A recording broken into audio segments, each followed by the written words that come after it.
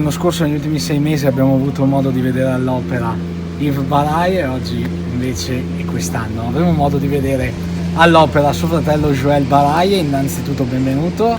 Grazie mille. E volevo sapere com'è nata la trattativa, perché il tuo nome è uscito un po' a sorpresa e sei arrivato proprio in poco tempo.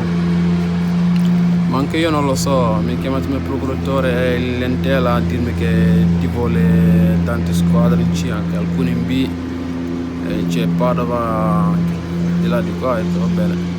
E cosa ti ha fatto propendere per la scelta di Padova? Avevi sentito magari anche tuo fratello? Sì, è normale perché lui è stato qua l'anno scorso, l'ho sentito prima. E cosa ti aveva detto? Mi ha detto Padova è una bella piazza, e ti trattano bene, di là di qua. Anche mi sono detto va bene, è meglio che vada a Padova. Perfetto, per chi ancora non ti conosce, anche se noi ti abbiamo visto in questi primi giorni di ritiro, raccontaci qual è il tuo ruolo e quali sono le tue qualità principali. Il mio ruolo è terzino quinto, sulla fascia tutto.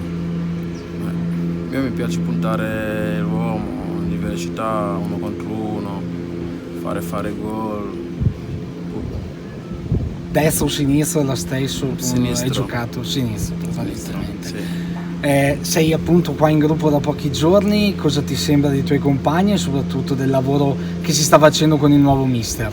È un bel gruppo, mi sono trovato già subito bene con i ragazzi. Anche il mister, il lavoro suo, bisogna vedere piano piano perché sono appena arrivato e sto facendo un bel lavoro, soprattutto con me perché devo recuperare tante cose.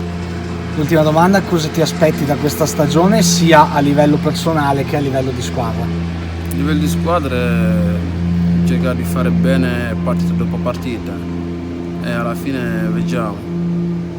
A livello personale cercare di aiutare la squadra anche, come mi sta aiutando loro. Una domanda te la faccio io, questa sera c'è Algeria-Senegal, sei un po' emozionato per questo traguardo storico della tua nazionale? Sì, sono un po' emozionato, anche purtroppo non posso vederla, ero in Senegal, non posso godere la finale, la festa prima della finale, però sono qua, tifo il Senegal per sempre e spero che lo vinciamo per la prima volta. Pronostico? È difficile, non lo so, l'importanza è di vincere, senza Koulibaly è difficile, però ci credo io. Grazie.